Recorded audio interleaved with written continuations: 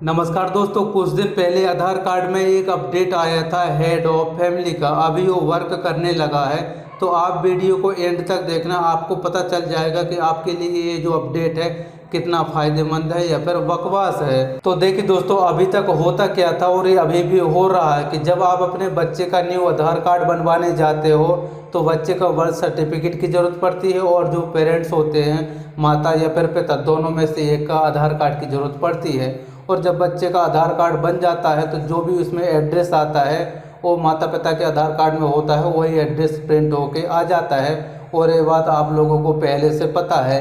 चलिए अब बात कर लेते हैं जो न्यू अपडेट आया है हेड ऑफ फैमिली उसके बारे में, और कम्प्लीटली मैं आपको करके भी बताने वाला हूँ आगे। उससे पहले मैं आपको थोड़ा सा इसके बारे में समझा देता हूँ। तो देखिए दोस्तों, जो ऑनलाइन हेड ऑफ फैमिली का ऑप्शन आया है, कहा जाता है कि अगर आपके आधार कार्ड में पहले से कोई और एड्रेस और आप ये वाला एड्रेस अपडेट करवाना चाहते हो और ये वाला एड्रेस का आपके पास कोई भी एड्रेस प्रूफ नहीं है, और इस वाले एड्रेस में अगर आपके फैमिली में कोई भी मेंबर उनके आधार कार्ड में पहले से प्रिंट है, तो आप उनकी मदद से आप अपने आधार कार्ड में ये वाला एड्रेस अपडेट करवा सकते हो बिना कोई एड्रेस प्रूफ के। तो इसकी ये कंडीशन है, और इसी की वजह से मुझे ये वाला अपडेट सबसे ज़्यादा बकवास लगा। तो सबसे पहले तो सामने वाले का आधार नंबर डालना पड़ेगा, यहाँ तक तो सही है। इसके बाद से आपको रिलेशन बताना पड़ेगा कि जिसका मैंने आधार नंबर डाला है ये मेरा कौन लगता है, माता लगता है, पिता लगता है, या फिर हस्बैंड या वाई या फिर अदर हो सकता है। इसके बाद से यहाँ तक आपको रोकना नहीं है। इसके बाद से क्या करना है कि उनका एक डॉक्यूमेंट्स आपको अपलोड भी करना पड़ेगा, और उस डॉक्यूमेंट्स में आपका भी नाम होना ज़रूरी है, तब जाके ये सक्सेसफुल आपका एड्रेस अपडेट होगा। ऐसे ही नहीं हो जाएगा। अब आप समझ सकते हो कि सामने वाले का कोई डॉक्यूमेंट्स है उस पर आपका नाम कैसे हो सकता है। मान लीजिए कि जैसे कि राशन कार्ड है, इस पर तो हो सकता है, या फिर जो सेल्फ डिक्लेरेशन फॉर्म होता है इस पर हो सकता है। बाकी जो अदर डॉक्यूमेंट्स दिए हैं उस पर आपका नाम कैसे हो सकता है। मान लीजिए कि आप अपने फादर का जो आधार कार्ड है उसके बेसिस पे आप अपना एड्रेस अपडेट कराना चाहते हो, तो फादर के आधार कार्ड में आपका नाम कैसे हो सकता है।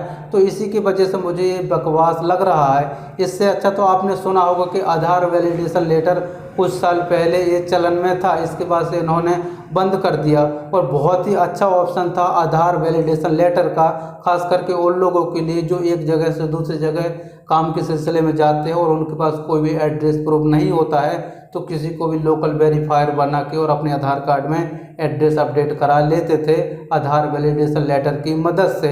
लेकिन ये वाला अपडेट तो बहुत ही बकवास लगा मुझे। तो दोस्तों, सबसे पहले आपको इस साइड में आना पड़ेगा, इसके बाद से लॉगिन हो जाना। इसके बाद से एक ऑप्शन मिलेगा ऑनलाइन अपडेट सर्विस का, तो इस पर क्लिक कर देना। इसके बाद से एक और ऑप्शन मिलेगा आपको हेड ऑफ फैमिली वेस्ट एड्रेस अपडेट, तो आपको इस पर क्लिक कर देना। इसके बाद से यहाँ पर आपको कितने स्टेप फॉलो करना पड़ेगा बताया गया है, आपको डिटेल से रीड कर लेना। इसके बाद से आपको नेक्स्ट पर क्लिक कर देना है। तो आप यहाँ पर देख सकते हो आपका जो एसआर नंबर है जनरेट हो जाएगा, और आपके आधार कार्ड में जो भी एड्रेस पहले से होगा यहाँ पर शो हो जाएगा।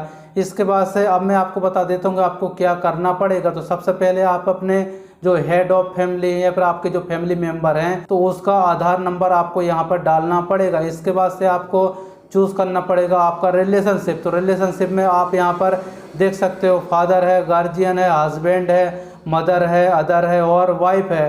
तो फॉर एग्जांपल के लिए मैं यहाँ पर वाइफ सेलेक्ट कर लेता हूँ। इसके बाद से उसका आधार नंबर यहाँ पर डाल देता हूँ। तो दोस्तों, जैसे मैंने अपने वाइफ का आधार नंबर यहाँ पर डाला, तो आप यहाँ पर देख सकते हो उसके आधार कार्ड में जो भी मोबाइल नंबर लिंक होगा उसके लास्ट के 4 डिजिट यहाँ पर शो हो जाएंगे। इसके बाद से मुझे उसका एक डॉक्यूमेंट्स भी अपलोड करना पड़ेगा। तो आप यहाँ पर देख सकते हो डॉक्यूमेंट्स की लिस्ट यहाँ पर दे रखी है, तो आप इनमें से जो भी आपको सही लगता है आप अपलोड कर सकते हो।